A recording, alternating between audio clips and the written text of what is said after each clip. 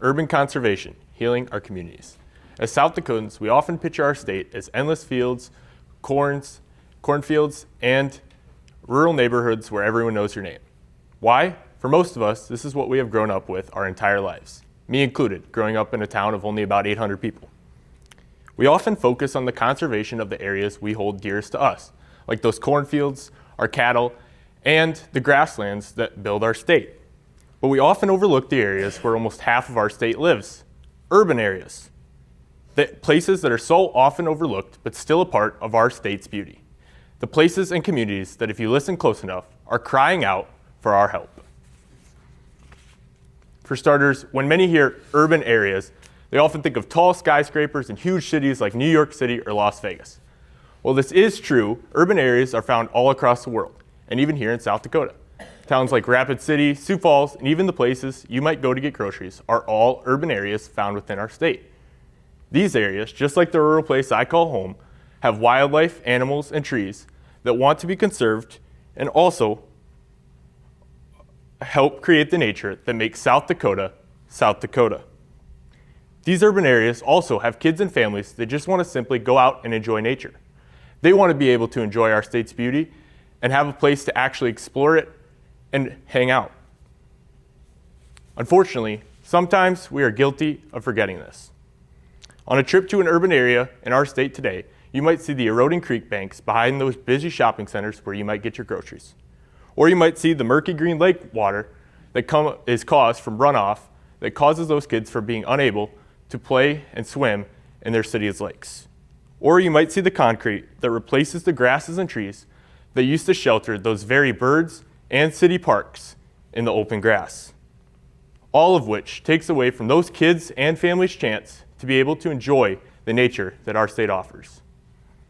Something that not everyone in our state right now has the ability or even chance to be able to enjoy. Rapid City took a step in recognizing this problem in 2024 with their Priority Climate Action Plan, where the town said it needed more trees and green spaces in its urban neighborhoods. This was a step in the right direction, but we are still a long ways away from a permanent solution. South Dakota faces a widespread problem across our whole state with urban conservation. This is seen in our own state's 2023 statewide comprehensive outdoor recreational plan, where the state noted that funding for parks and outdoor facilities has not kept up with rising costs like inflation. This is concerning and outlines that our state is falling behind when it comes to urban conservation. I believe our communities and the families within them deserve better than that. And those areas deserve to be conserved just like any other part of South Dakota, like my hometown and its crops. It takes action and a movement of people like us who care to make sure that these communities and urban wildlife are conserved.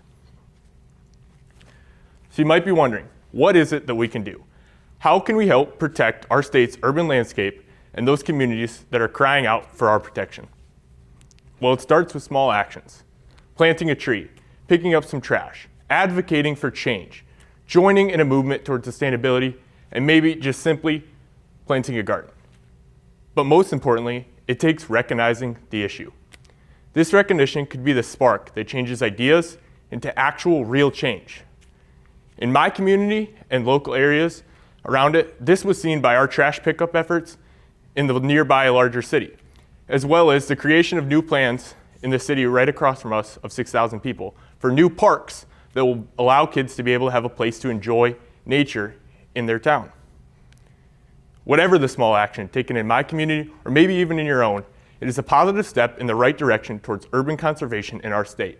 And it is one step in our movement that is growing to help conserve our state's natural resources. At a larger level, conservation means using our voices together for change. Whether it's calling congressmen or city board members to help protect our city parks, or advocating against certain things like large AI data centers that threaten our communities, our voices together can make an impactful difference and long-lasting change on our state. In the end, our movement for conservation is growing, but so are the issues faced in many urban areas across our state. By taking steps and helping to do your part and my part for advocating for our urban communities, we can help to protect those communities that we so deeply love and cherish in our state. We have already highlighted the issue, Now it's time to take action to actually fix it. Thank you for listening. I'm Caden Schwader.